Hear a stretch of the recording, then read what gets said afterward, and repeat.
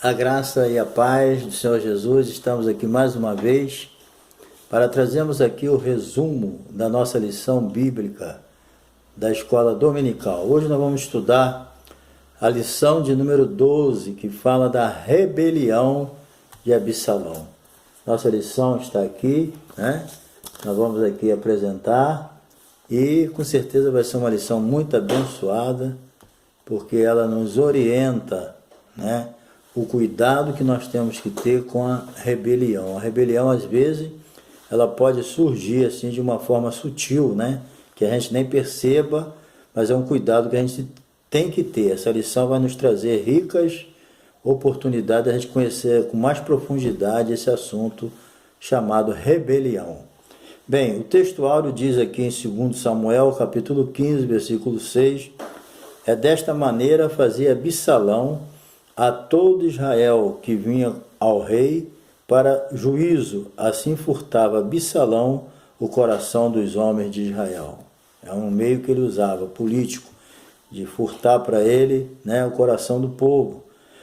Verdade prática, a rebelião revela uma natureza depravada e apóstata contra Deus, visando apenas propósitos que contrariam a perfeição, a perfeita vontade divina.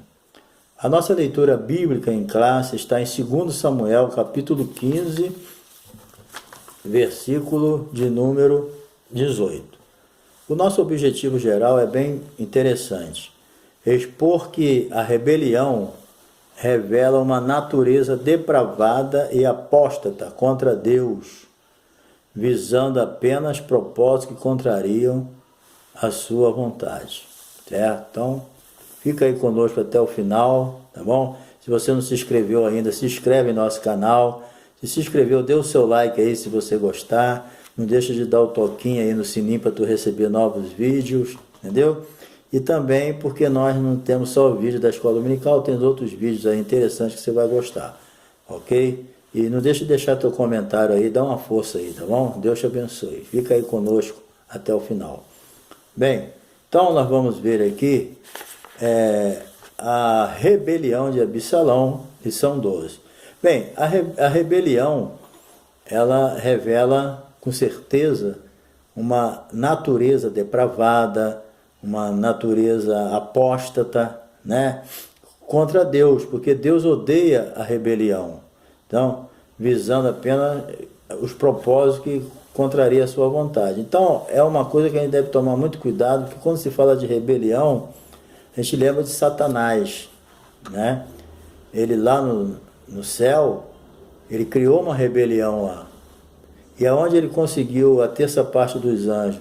Ele procurou fazer a cabeça daqueles que estavam já contrariados com Deus. Porque quem estava bem com Deus não entrou no assunto de Satanás, né? Não acompanhou ele, que ele queria dominar tudo. E com certeza as pessoas que querem fazer rebelião, a primeira coisa que eles fazem é botar defeito nas pessoas, no seu líder, né? E o que Satanás fez? Começou a botar defeito em Deus também, né?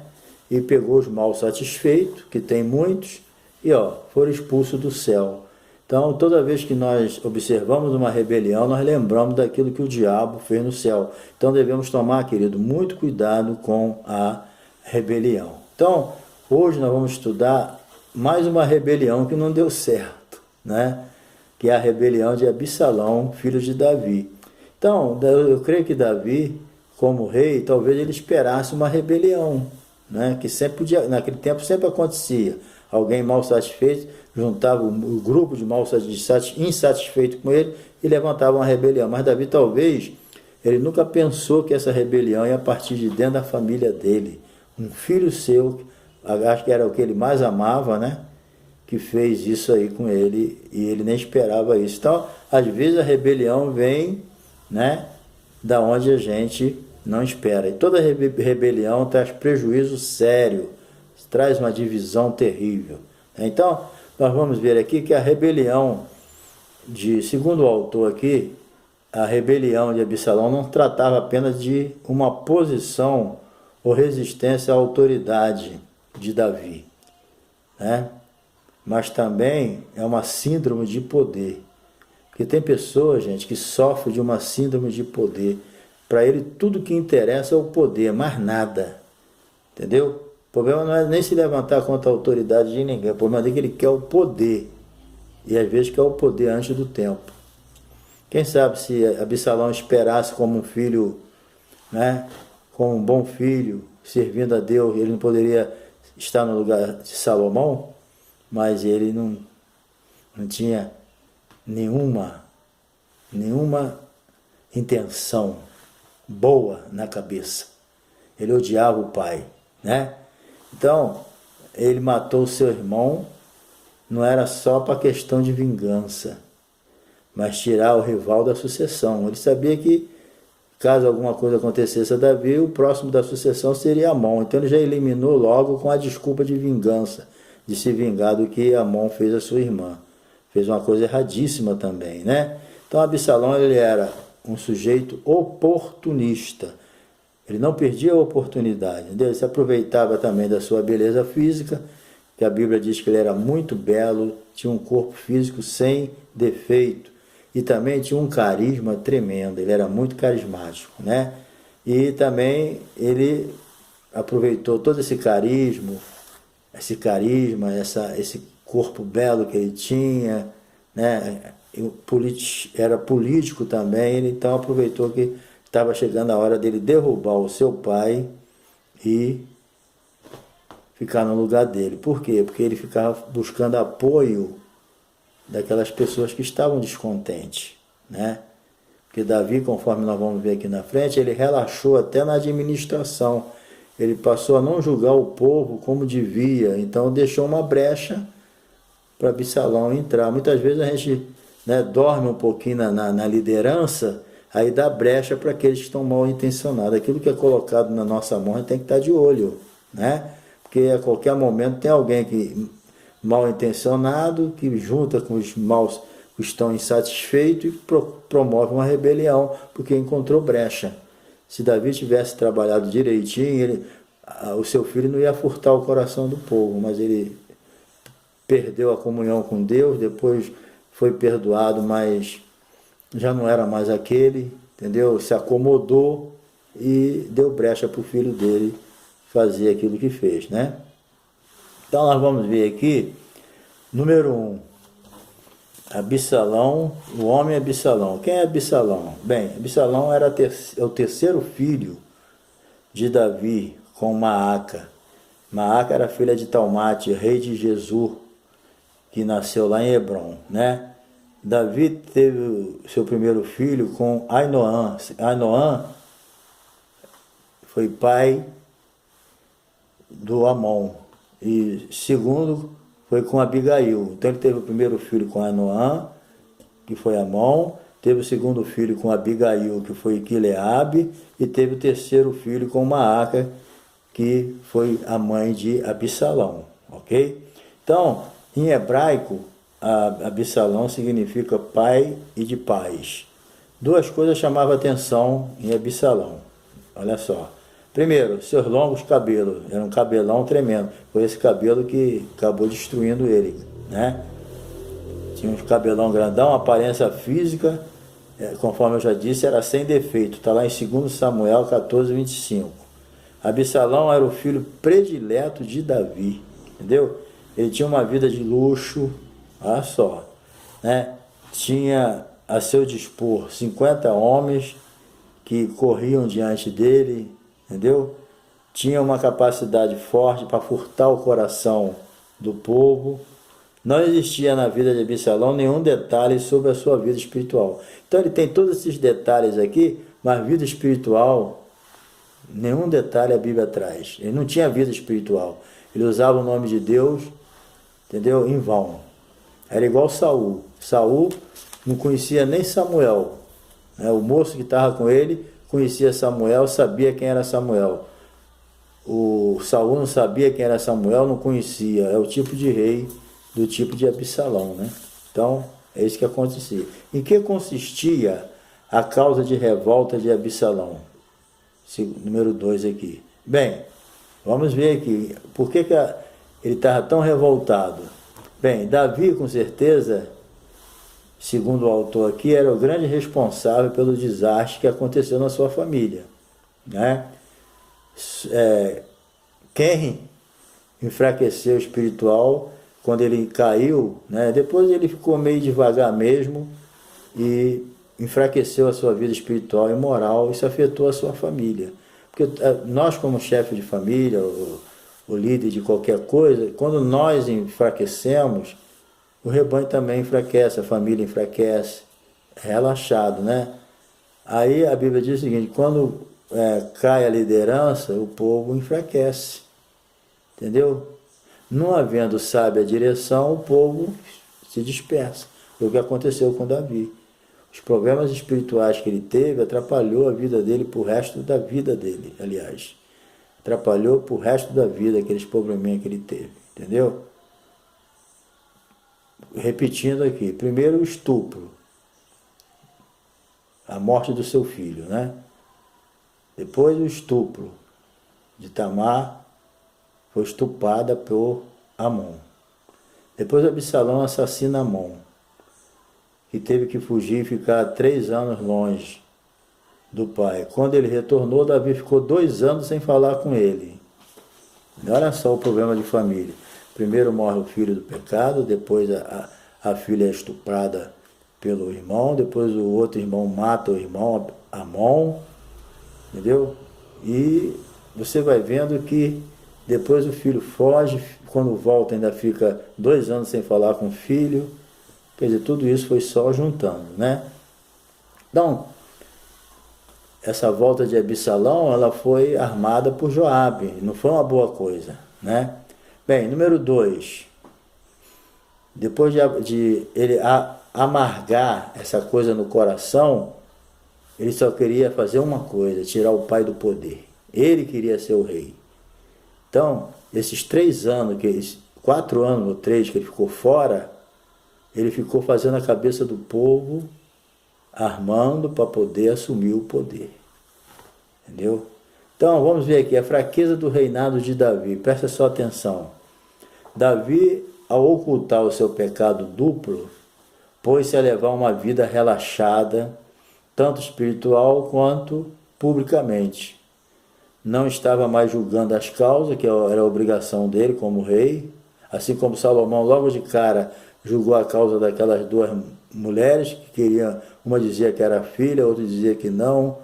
Então ele usou a sabedoria ali. Então as causas naquela época eram para os reis resolverem, né? E Davi já tinha relaxado nessa parte, entendeu?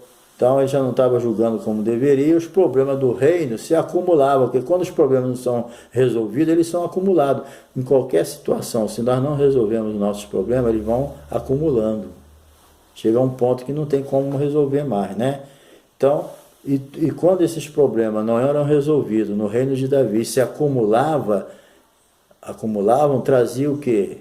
Insatisfação para o povo. O povo estava insatisfeito. Absalão, com a visão que ele tinha, ele falou: é por aqui que eu vou entrar e vou conquistar o coração desse povo. Então, ele furtava o coração do povo, dizendo que Davi não tinha nem condições mais, não tinha ninguém com capacidade, mas ele falava: se eu fosse rei, eu resolvia se eu pudesse, eu resolvia teu problema. E ele foi só fazendo a cabeça do povo. Tanto é que ele tinha uma multidão com ele, né? É porque Deus interveio e não deixou. Que se Deus não entra no negócio, Davi ia perder o reino. É porque é plano de Deus que ele não perdesse. Que ele tinha uma promessa com Davi, né? Então o cristão deve fazer tudo para proceder corretamente perante Deus e o povo. Porque o nosso compromisso é no vertical com Deus, mas o nosso compromisso é no horizontal com o povo também, entendeu?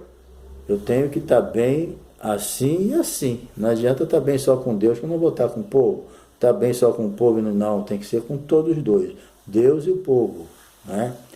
O bom testemunho tem que ser no horizontal e no vertical. Então, o cristão o cristão deve fazer tudo, proceder corretamente perante Deus e o povo. Agora, porque quando isso não acontece, aí as brechas aparecem, dando oportunidade aos opositores, porque eu estou bem com Deus, mas eu não estou bem com o povo, relaxei, deixei para lá. eles vão entrar ali justamente naquela brecha e vão fazer o que eles desejam. Então, muito cuidado, entendeu? Agora nós vamos ver aqui o Absalão político. Absalão, ele trabalhou 4 anos para o seu plano, colocar o seu plano em prática, na revolta contra seu pai. É triste essa palavra, contra seu pai, né? Não é um inimigo, o pai que amava ele, era o filho predileto de Davi. Agora tu vê como é que é o coração das pessoas, né? É de onde que a gente não se espera que acontecem as coisas. Então, como ele agia? Vamos ver aqui. Ele procurava impressionar o povo, entendeu? Se exibia com carros, cavalos e homens que corriam diante dele. Alguns usavam 4, mas ele tinha 50, né?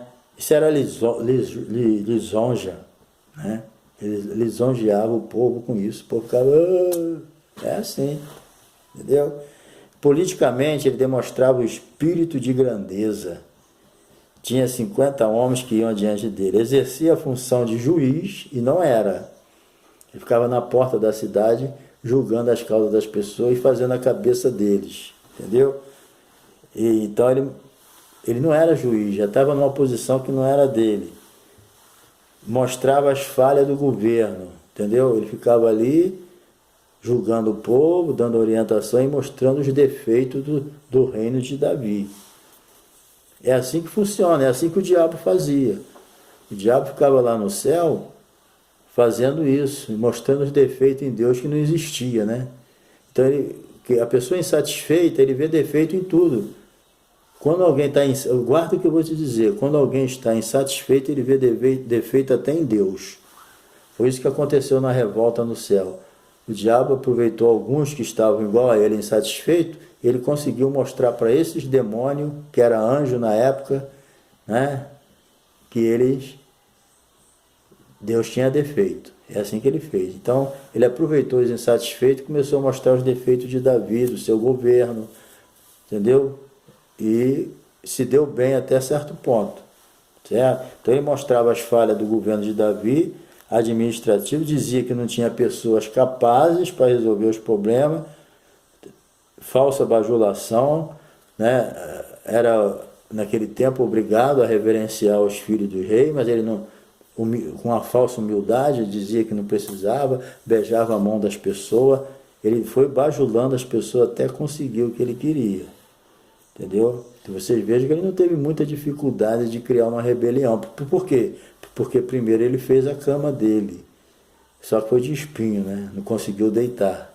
Ele fez a cabeça do povo, mas não foi suficiente, porque na verdade eu tenho certeza que Deus é que não permitiu, entendeu? Então ele dispensava a reverência e demonstrava uma falsa humildade.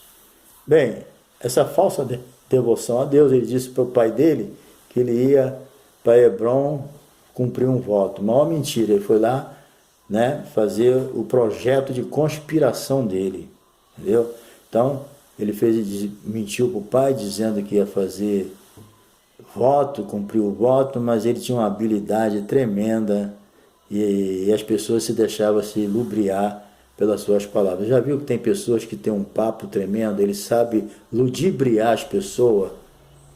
Tem pessoas que é tremendo, então as pessoas deu ouvido igual a Eva, parou para ouvir o diabo, já era. Não pode parar para ouvir, né? Bem, então, programando-se rei, né, ele ficou ali mostrando, ele foi montar ali para Hebrom, não foi fazer voto nenhum, ele foi montar o seu projeto de conspiração, entendeu? Chegando em Hebrom, com a permissão do pai, né? Pai, pode ir, meu filho, vai em paz. Mas ele foi lá armar tudo. Então, lá no comando, ele comandou a sua revolta com seu carisma. Ele escolheu Hebrom, né? Porque ele sabia que Hebrom, Davi foi eleito lá, coroado rei lá. Então, existia aquele sentimento do povo, né? Aquele sentimento especial por aquele lugar, porque lá que Davi foi coroado. Então, ele soube mexer com o sentimento. Ele não era bobo, não, né? Tinha uma inteligência maligna, certo? Então, ele escolheu ali e muitos seguiam. Interessante é isso, muitos estavam seguindo ele, tinha 200 pessoas que ele escolheu, né, aquelas pessoas influentes, que ele não era bobo, ele pegou aquelas pessoas influentes e o que ele fez? Colocou para ir junto com ele. E é interessante que a Bíblia diz que eles nem sabiam para que estavam indo, mas estavam indo. Por quê? Ele tinha um poder de persuasão muito grande. Ele sabia persuadir as pessoas a ponto de que as pessoas fizessem o que ele queria sem saber o que estava fazendo. Então ele era terrível, né? Então, vamos lá agora. Ele conseguiu levar até o conselheiro de Davi, o Aitofel, entendeu? Por causa do seu poder de persuasão. 4 aqui, a lealdade dos servos de Davi. Ao saber da rebelião de seu filho, Davi se prepara para fugir. Entendeu? Olha que Davi não era homem de fugir, hein? Davi não era de qualquer coisinha dar no pé, não. Ele fugia de Saul porque ele não tinha como, né? Era sozinho, mas agora que ele era rei, ele não era de correr de ninguém. Mas estava se cumprindo uma profecia na vida dele. Entendeu? A profecia estava se cumprindo. A espada viria sobre ele e sobre a sua casa. E estava chegando essa hora. Entendeu? Então ele teve que fugir mesmo. E junto com Davi, saiu de Jerusalém, né? Os amigos dele, aqueles que amavam Davi, iam junto com Davi. Davi saiu com muita gente. Mas o texto faz um destaque aqui, a lealdade de um estrangeiro, né, de Gate, cujo nome era Itai. Davi insistiu para ele voltar, para ele ficar com Absalão, mas ele demonstrou uma lealdade tremenda para com Davi. Davi não conseguiu convencer ele para ele voltar, entendeu? Ele falou, se for preciso, eu estou contigo para viver e para morrer. Olha a lealdade do estrangeiro, né? Então, a coisa, e o filho dele queria matar ele. E o estrangeiro queria estar com ele para viver ou morrer. A diferença, né? Então, queridos, isso aí é o grande problema que acontece. Agora, queridos, vamos aqui para a terceira parte da nossa revista, a última parte. Deixa eu ver aqui, a morte de Absalão. Vamos ver aqui. É o final dele, né? Não era isso que Deus queria, talvez, né? Então, a morte de Absalão, o coração do pai. Querendo ou não, né? Davi tinha que montar seu exército para lutar contra seu próprio filho. Querendo ou não, ele era rei. Não importava se fosse seu filho, seu coração estava doendo. Mas ele era rei, ele tinha que defender, né? Então ele teve que montar o seu próprio exército, dividido em 3 companhias. Uma estava 3 pelotões, né? Podemos dizer 3 pelotões, Joabe com um, Abissai com o outro, Itai com o outro, Itaí.